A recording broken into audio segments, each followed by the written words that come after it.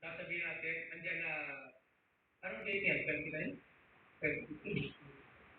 29? Then, mag-April 1 na. No? Tapos, 9, 10, 11, start na yung Holy Week. No, so ganito ka early, dapat nagpo-contemplate ka, nag-muni ka na, no, yung kasalanan sa harapan ng ating Panginoon, sabi mo gano'n, na naalala mo na, yung ginawa ng Panginoon, kabutihan, no, yung pagpapasakit mo sa kamatayan para sa atin. Pag sinabi mo sa tao, ang ginawa ni Kristo, no, ang kanyang ginawa ay namatay siya para sa iyong kasalanan, ano sabi pag sinabi mo gaso? Okay. Good. Ganda ang sabi. No, why? Ay lang alam nila and they do not know kung bakit ginawa ng Panginoon yun. Na ginawa ng Panginoon to keep this covenant upang ang lahat ng tao ay maligtas kung sila lamang ay kikilala sa ating Panginoon bilang sariling ikapagligtas. Ito ang nais sa atin ng ating Panginoon. No? Na makita natin hindi lang yung kapangyarihan ng ating Panginoon, kundi makita natin yung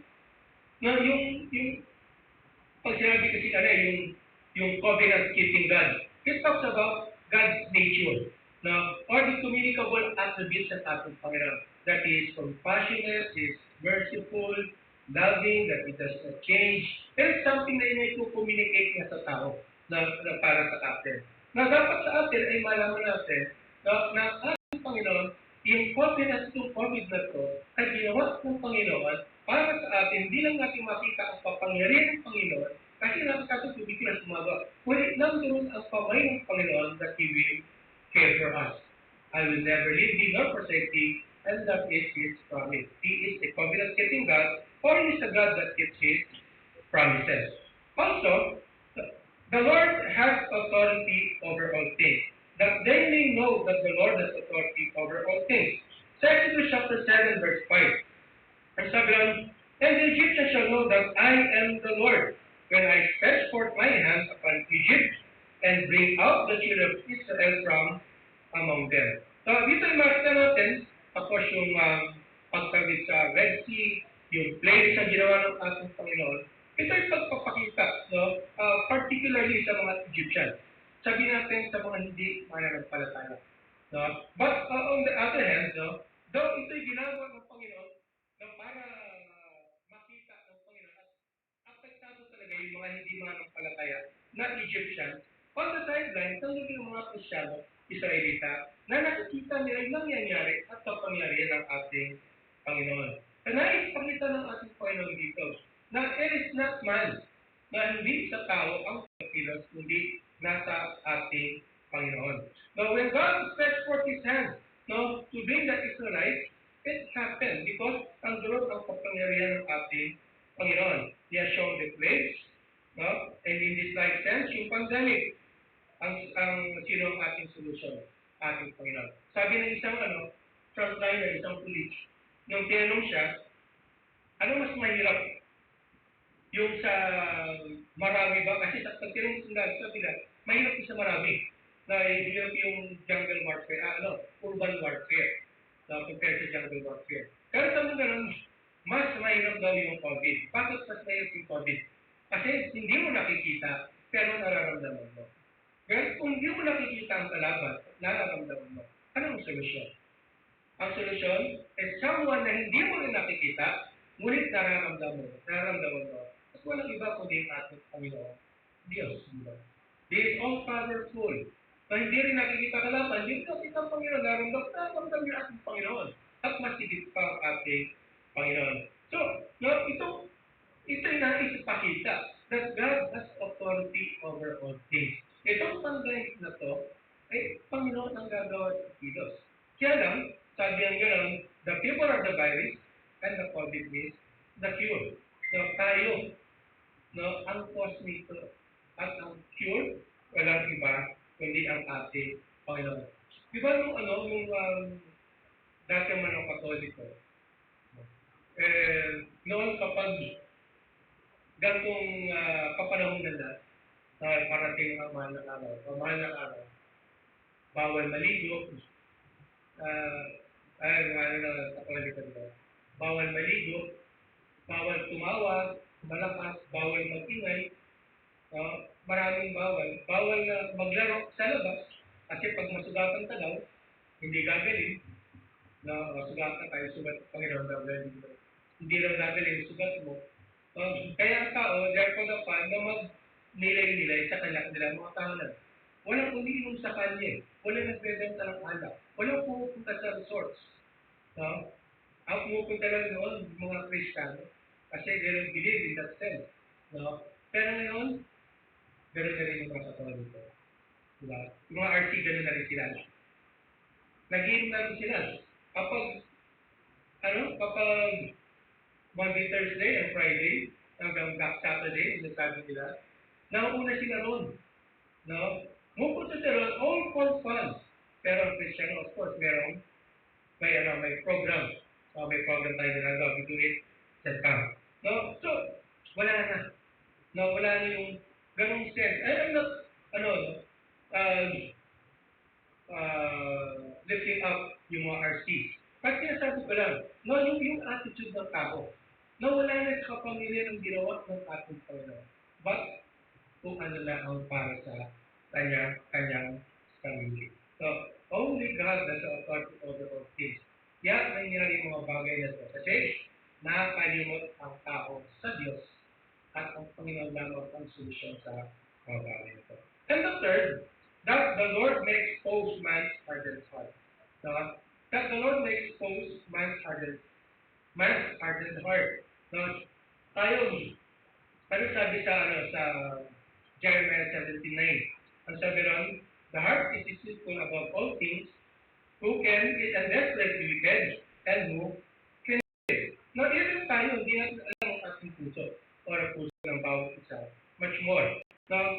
When does a man harden his heart against the Lord in a time of calamity? Kailan ba pinapatigas ng tao ang kanyang puso sa oras ng pagsubok o patigas yan? Bago tayo sa may papasinayan natin, pwede bang bumaba o talaga sa atin tayo magkaano? Papasinayan natin yung plagues. Yung plagues. Bago sa plagues, sabi nga ron, I will harden Pharaoh's heart.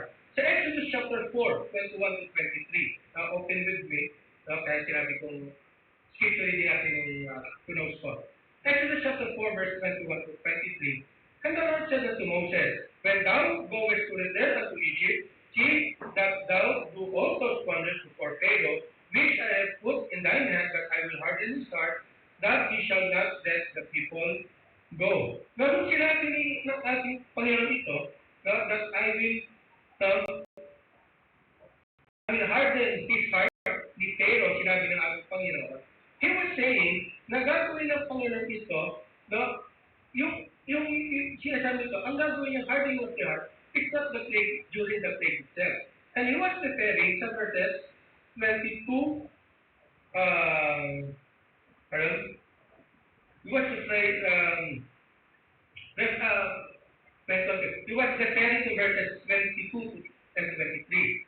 And thou shalt say unto Pharaoh, thus says the Lord God of Israel, is my son, even my firstborn, and I say unto thee, let my son go, that he may serve me, and if thou wilt to let him go, behold, I will slay thy son, even thy firstborn. So kailan I will slay thy son, even thy firstborn? Sa text stage na yun. So ang sinasabi nito, he was reverse niya ng ating Panginoon kay Moses. Ganito, pagbalik mo, papuntang Egypt, pagpunta mo sa Egypt, pagbalik mo ron, sabihin mo, I will harden Pharaoh's heart. Yung 20-22 is a warning that Pharaoh will, if he will continue to harden his heart, the end will be the death of his firstborn. In Exodus chapter 7, verses 3 and 4, tingnan ko natin. The Lord saying that he will harden Pharaoh's heart and multiply his signs and wonders, so that Pharaoh may know the Lord. But the sooner, sinabi niya ating Panginoon ito, na kay Pharaoh, implying na sinasabi sa kanya, nung para sa first plague na kanya gagawin. Bago yung first plague na gagawin niya, bago yung first plague, una-una ron, he will harden Pharaoh's heart para to stage yung 10 plagues. Ibig sabihin, bago pala yung first plague, anong ginawa ni Moses? Sabi sa kanya, itapon mo yung rod mo na magiging ahas. At magiging ahas para pakita mo yung kapangyarihan mo. Tapos, no, yung water, sabi yung pangganon, gawin mo rin.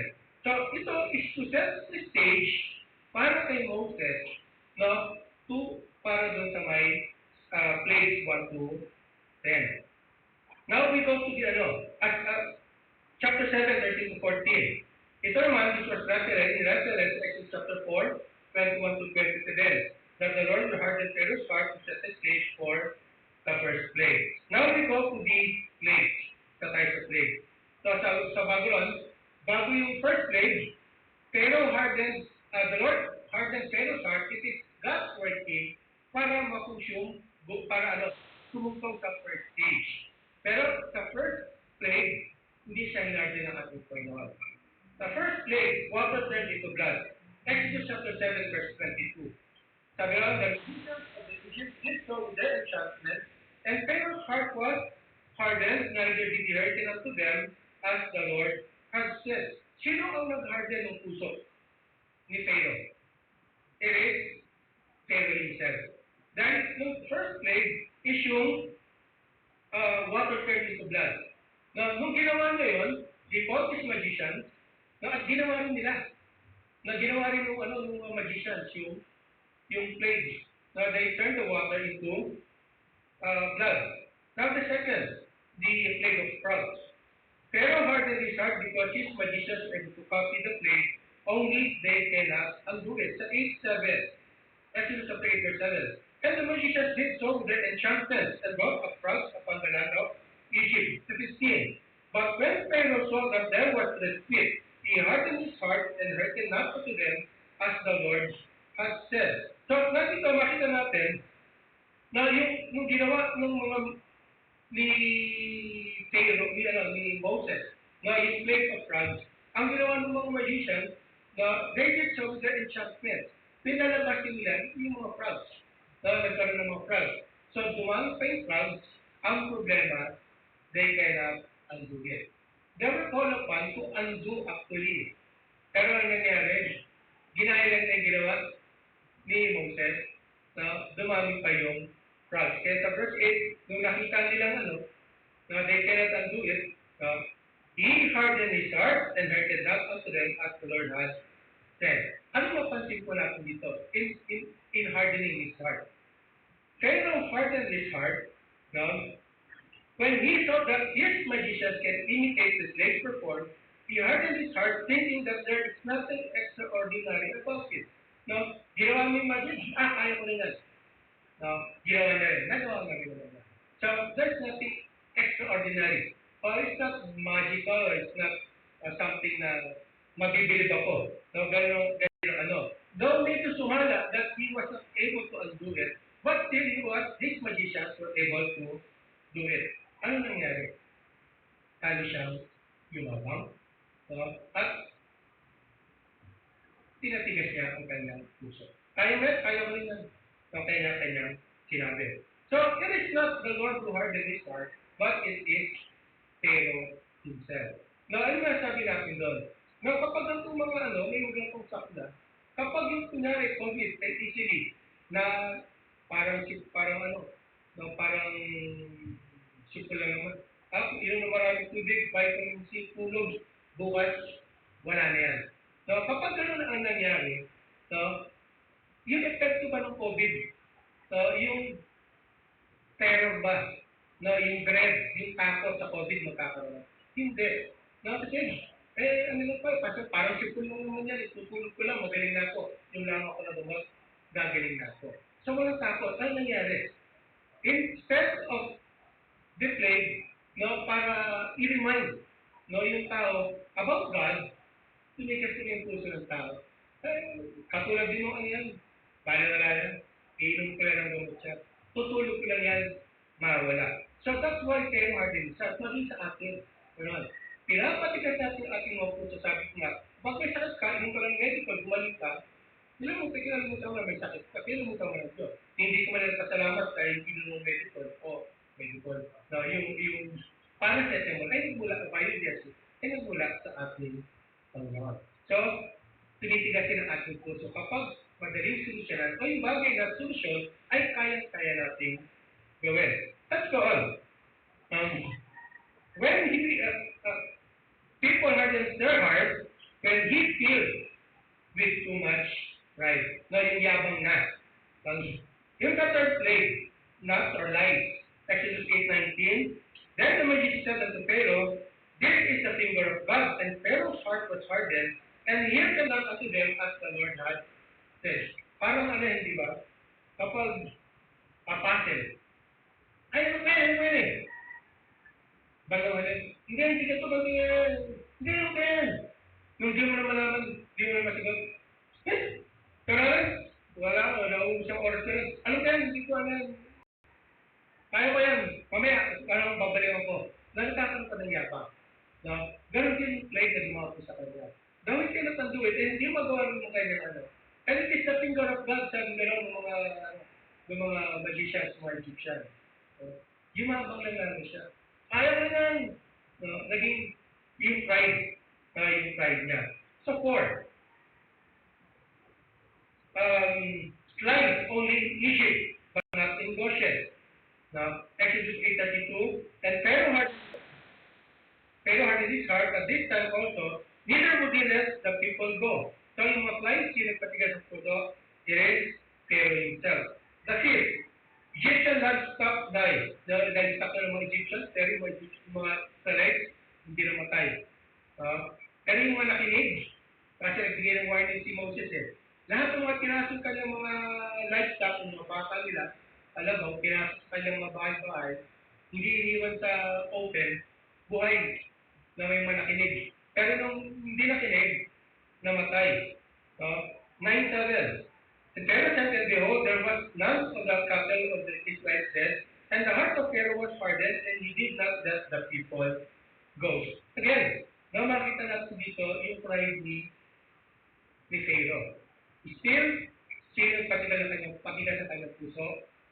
Si Pharaoh mismo. Siya mismo. So, of the first 5 plagues, ang nagpatigas ng puso ni Pharaoh ay walang iba kundi siya rin at hindi ang ating Panginoon. On the 6th, boil. Exodus 9:12. And the Lord hardened the heart of Pharaoh, and he hearkened not unto them as the Lord had spoken unto Moses. So, sino nagpatigas at this time? God himself nagpatigas ang puso ni Pharaoh. No? And the Lord hardened his heart. Kaya tigas ng Panginoon yung kanyang puso. But wait, look at 7. The plague of hail. Again, Pharaoh hardened his own heart. Exodus 9:34-35. And when Pharaoh saw that the rain and the hail and the thunders were ceased, he sinned yet more and hardened his heart. He and his servants, and the heart of Pharaoh was hardened, neither would he let the children of Israel go, as the Lord had spoken by Moses. Yung sa Bible Project, yan ako. Ang sabi ng first 5 plagues, Panginoon nagpatigas, Pharaoh nagpatigas sa kanya sa puso. And the 6th to 10th plague, Panginoon na nagpatigas. Pero yung 7th plague, it is Pharaoh himself. No? So, first 5 plagues, pinatigas si Pharaoh kanyang puso. On the 6th, Panginoon nagpatigas. On the 7th, ang nagpatigas ulit ay si Pharaoh himself. Anong pinapakita ng sinasabi doon? There are times pag tumigas ang ating puso, pinapibigyan pa tayo ng awak ng ating Panginoon. At binibigyan pa tayo ng chance na baguhin natin ang ating sarili, baguhin ang ating puso sa harapan ng ating Panginoon. Now, God was hoping, probably, that He will not harden His heart on the 7th place. That He will let the children of Israel go. Kasi, he has all the time naman that if He will soften His heart and let the people go, or acknowledge yung kapangyarihan ng ating Panginoon, then, hindi na ang yung plague para sa Kanya. But God has foreseen that eventually, during at the end, that Pharaoh will still harden his heart. So the Lord continued to harden his heart. Pagdating sa 8, 9, and 10, there is the Lord hardening his heart. So Exodus 10, verse 1. And the Lord said unto Moses, 8 plague, Gapus, Moses, go to Pharaoh, for I have hardened his heart, and the heart of his servants, I might shew his sight this my sign for him. 10, darkness. Exodus 10:27. But the Lord hardened Pharaoh's heart and he would not let them go. Then sa 10th day, of course, hindi na nilabas ang ating Panginoon. So, binibigay ng ating Panginoon minsan ito, itong pandemic na ito, upang makita natin ang ating puso, how are we going to react bagay sa pandemic na ito? Are we going to surrender our hearts to the Lord? No, really, ito is for the Egyptians. And we can say mga unbelievers. Kung sila ay sasampalataya sa ating Panginoon. But we have seen na hindi sila sumampalataya sa ating Panginoon. At I believe what happens to them happens to us also unbelievers. Kasi on the side niya, nakikita natin yung nangyari. Mayroong pinitigas sa ating puso na naging complacent tayo sa harapan ng ating Panginoon. Masyadong complacent tayo, anak ng Diyos, na parang nilawala sa ating isipan. Yung kapangyarihan at ito ang tinuturo ng pandemic na dumarapo sa atin. Now may question, sino ang mas matigas ng puso? Is it the Egyptians or the Israelites? Sino mas matigas ng puso? Sabi nga lang, Pharaoh hardened his heart. Pero mas matigas ang puso ng mga Israelita. Why? Because they have experienced and they have seen yung kapangyarihan ng ating Panginoon, pero mas matigas pa rin ang puso ng mga Israelita. Tingnan mo natin sa Exodus chapter 14, verses 10 to 12. Exodus 14, verses 10 to 12. Malapit po tayo matapos. Pero pinuli.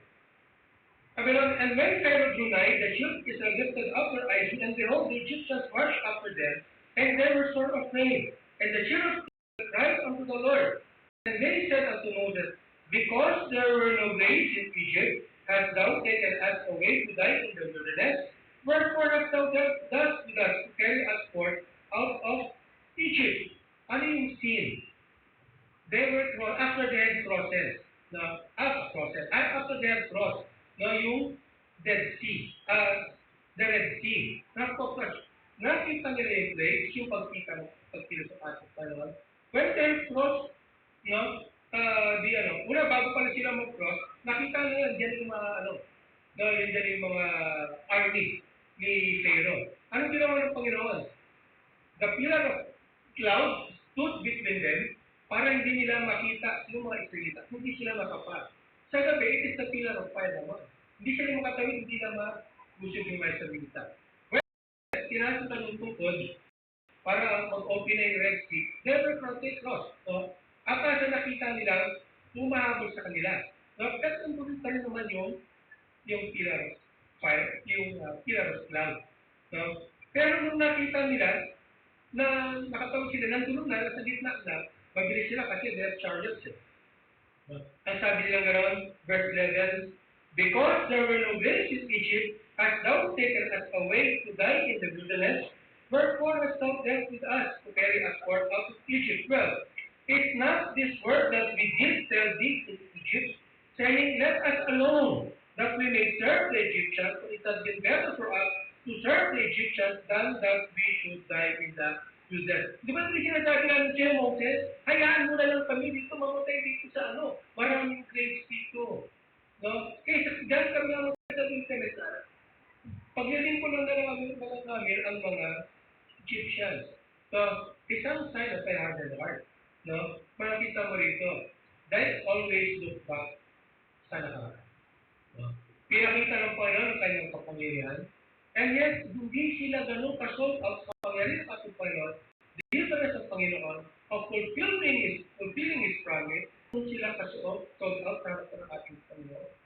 And yet, mas maganda pa ng karindahan ni Moses. Nandun kami sa may Israel. Again, nung kailangan nila ng pagkain, sa 16 verses 23. 16 verses 23. And the whole congregation of children of Israel murmured against Moses, Aaron, and the wilderness. And the children of Israel said unto them, would to God we had died by the hand of the Lord in the land of Egypt, when we sat by the flesh pot, And when we did eat bread to the full, for he hath brought us forth unto this wilderness, to kill us this whole assembly with hunger. No, buti pa rin may nakain kami to the full, nabubusog kami. Dadalhin kami sa ilang wala kayong makain. And they were complaining before Moses. And their complaining is before God.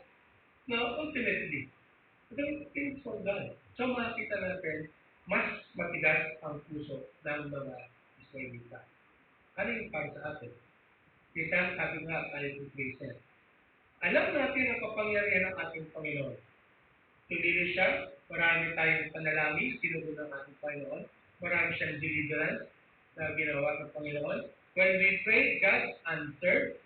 And yet, gano'n tayong kapagkasara pa ng ating Panginoon. Plague na ganito, easy lang tayo. Hindi tayo sold out sa kapangyarihan ng ating Panginoon. And yet, we were the ones saved tayo iligtas ng ating Panginoon.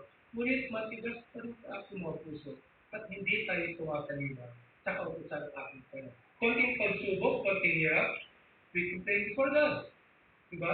We complain against the government, we complain against the police, now we complain against people in authority, and our complaining is ultimately complain natin sa ating Panginoon.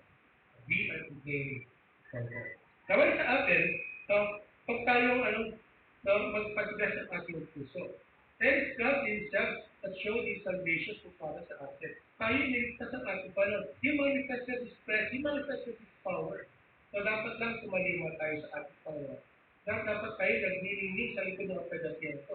Tayo ang nagnilingig, hindi tayo ang nagpa-panic, hindi tayo nagpo-complain. Sa harapan, at sa mga tao, sa harapan ng ating Panginoon. This pandemic is called for us to trust God the more. His personal name suggests that He is a covenant-keeping God, that He is the God that keeps His promises. Pag binasa mo salita ng tayo, mas di pa ang pangako natin. Ang tanong, binabasa ba salita ng ating. Furthermore, it's a call for people, the unbelievers, much more, to trust God for their salvation. So, para magtiwala sa ating Panginoon. They also entrust everything na sa Panginoon, and the Lord will take care of them. At anong para sa atin? It is a high time na ibahagi natin ang salita ng ating Panginoon. Ang prayer ko, is dapat magkakaroon tayo ng first week ng April ng draft resolution, song winning. Pero ito yung nangyari. Hindi ka makapunta sa tao, hindi ka makapag-share. So ano engage? Through messaging. Salamat sa ating pala that I was able to do it dahil aking mga kabarkada sa nung college, sabi sa kanila, it burdens me, sabi nga ron, na kayo nakasama ko sa kalokohan at tinuruan ko yung iba sa kalokohan na hindi ko maitama sa pagtuturo. Then I start to share the gospel. Ang natutuwa ko when I prayed before sending the first message na lang sa Panginoon, they responded. Why? People today are religious. People today are religious at matinig silang ibig. Kaso ang problema, after their religiosity, pag natapos ang pray na to, anong nangyayari sa kanyang religiosity? Tumitigas ang kanilang puso. Tapos So, kailangan ng Panginoon, panibagong pandemic, pangkaray, maging religious ulit sa ating Panginoon. So, that's the purpose. And lastly, it is a call for us to check our hearts. So, itignan natin puso. Ano tinibang kapat sa harap ng ating Panginoon? Kung naging matigas sa kapangyarihan, utos sa atin ng ating Panginoon. Now, one manifestation is we easily complain before things. Kaunan mo tayo nagpo-complain. Dapat na, bago di tayo nagpo-complain, ibagkot tayo ay nananalangin sa ating Panginoon at papasalamat sa kanyang kapangyarihan na tayo ay niyasa. Ulit po ating Panginoon. Tayo po yung manalangin sa Diyos sa Panginoon sa lahat. Salamat po sa iyong pagkutihan po, Panginoon. Maging sa peg na ito, pagpaalala, pakita sa amin ang iyong kapangyarihan sa thou art a covenant-keeping God at maging paparaan po sa sigahan ng puso. Panginoon, hindi siya napaparaan lang sa aming puso ay naging malambot. Pagpus, Panginoon, ito ay pananatiling malambot sa pagsunod sa iyo po, Panginoon. Lord, salamat ulit. hawakan mo, Panginoon, ang mga bagay ito sa Jesus. Amen.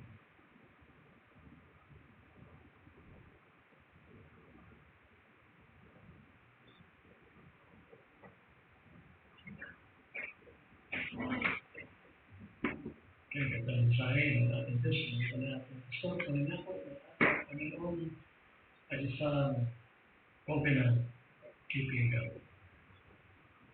Dumapo po tayo sa ating pong final at huling theme sa hymn number 784.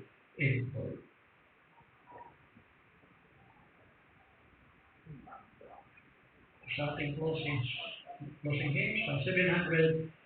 784.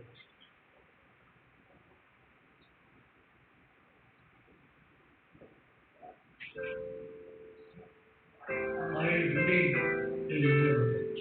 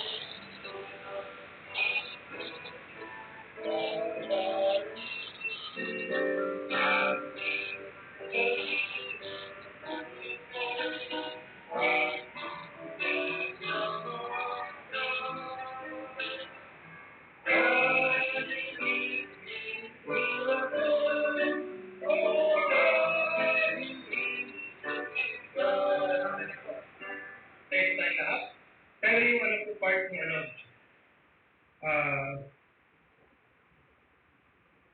sa chorus, I believe in miracles, I've seen a soul set free, miraculous that change in me. Hindi po in one.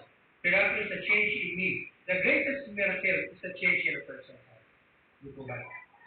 Tayo ay binagal sa puso, at tayo ay sa ating Panginoon. Papalitan po natin yung in one ng me. Third verse, the love of parting but is wonderful. The good of the of me the heart of me. I believe in the blood. I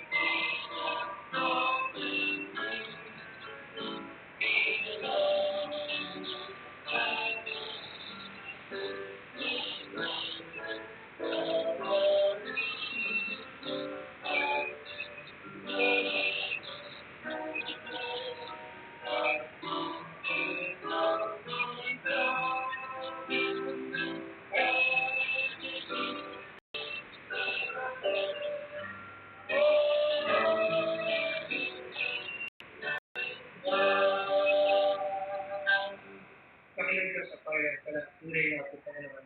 We believe in thy miracles, to Panginoon. Not in signs and wonders, Panginoon, but through the miracle of praying to Panginoon. Ang bagay, pag nilapit kami sa panalangin to Panginoon, ito, pag pinagul mo Panginoon, isang miracle to Panginoon. But much more to Panginoon, the change in person's heart to Panginoon. Here is a miracle itself, Panginoon. Lord, patuloy bang tayo kami, Panginoon, na ito, ng COVID-19. Tapos at ay said po Panginoon, ang kalaban ay hindi nakikita, ngunit nararamdaman, kaya ang solusyon po Panginoon ay ikaw dakilang Diyos na aming hindi nakikita nga, ngunit nararamdaman. Kita lahat na sa inyong mga puso ko Lord. Patuloy proteksyon ang kapit Panginoon, lahat sa takot na to, ilayo kami, Panginoon, sa pamatisgrasya. We pray Lord sa aming mga frontliners na kayong patuloy na babantay. Salamat po Panginoon sa kanilang kasikasiyan. Dahil po namin kayo patuloy magbirin ng kanilang protective gear. Alam po namin na ginagamit mo sila, Panginoon, para sa kaligtasan ng kanilang Diyos. Bilang yung mga anak na kanilang Diyos. Kaya kailangan po namin maging ang presidente sa ayos. No? Ang mga kapulisan po Panginoon na sila man ay patuloy na gamitin mo para sa kaayusan ng kanilang Diyos upang distancing, ang transmission ay hindi na po lumaganap. Kayo po patuloy na kuminsen sa bawat isa, maging sa aming Panginoon, na sumunod po tayo mag-isali po ito upang kailan paano hindi mahawak, hindi magkalat po Panginoon ng sakit na ito. Kaya Lord, sa mga kapatid ng namin Panginoon na nakakatanda who are in their senior years, sila ang mas strong at maging sa mga kapatid po namin Panginoon na may mga preventive condition. Lord, we pray Lord na kayo gagawin sa kanila. Kayo po may mga asthma, diabetes, hypertension, ano po kung sakit po Panginoon, may COPD, Father, we pray lahat ng preventive condition po Lord. Maging patuloy pag-ingat sa lahat ng mga Panginoon Panginoon sa mga kapatid na ito upang ilayo sila maging sa sakit sapagkat pag dumako po Panginoon ay higit na malaki ang maging cause sa kanila ng Diyos. Kaya darami po namin maging ang mga sa buhay, maging iba po, maging sila sa akibat, kinera, kasamahin mo siya na kanilang Diyos, kaya kung patuloy na company nila, maging para sila Biday, remember her, maging si Danny Drenan, patuloy na samahan sila, Panginoon, para sa Biday maging sa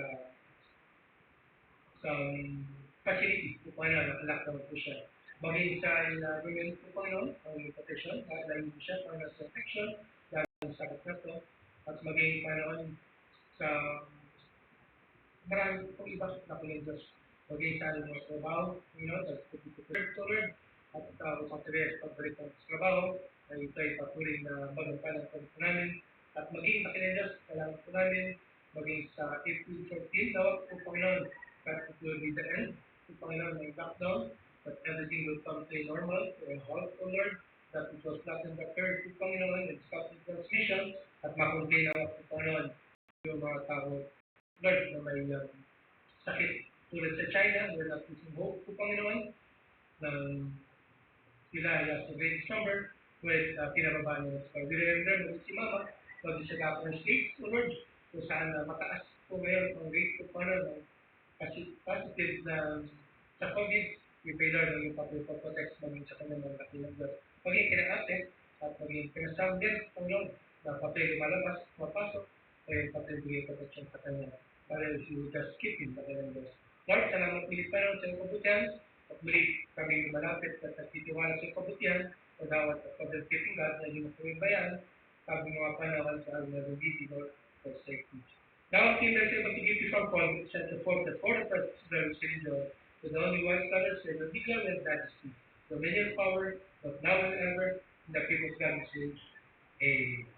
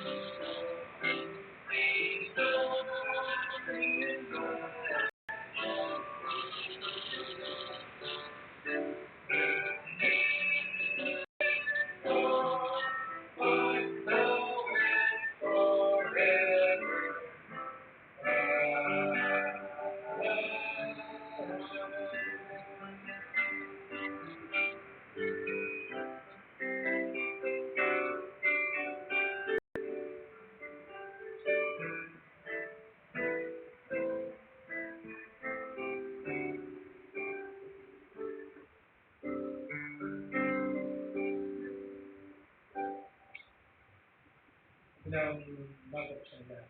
Sino yung aking birthday sa lugar?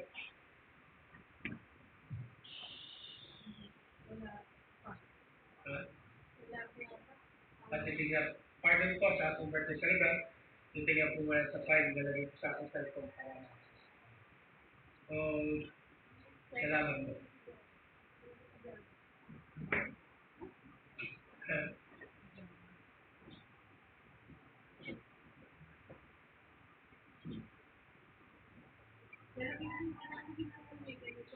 Yan po, ganito po ating prayer meeting. Naturally 5 p.m. So, patayin rin po yung mga added po sa ating mga prayer list, yung mga nagdag pa panalangin po, special request. At din po, for the Lord will, na makalusot kami, dito hindi kami malambahan, kundi po, mula po sa bahay. So, salamat.